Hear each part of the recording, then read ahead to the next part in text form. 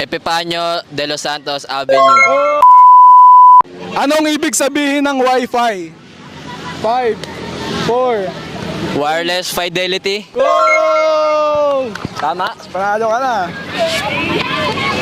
Anong ibig sabihin ng EDSA? Epifanio de los Santos Avenue. Oh! Cheer nyo na! Cheer nyo! Cheer nyo! Tatlo na. Dalawa na. Oo. Laban pa? Sige. Gagawin kong 150 yan. Oh. Babawiin ko muna. Game. Oh, sige. Madali lang ha. Madali lang. Mga ganun lang. General question lang. Oh, sige. Okay. Ready ka na? Oh, ready na. Okay, sige. During World War II, anong bansa ang sumakop sa Pilipinas? 5, Spain. 4, wrong.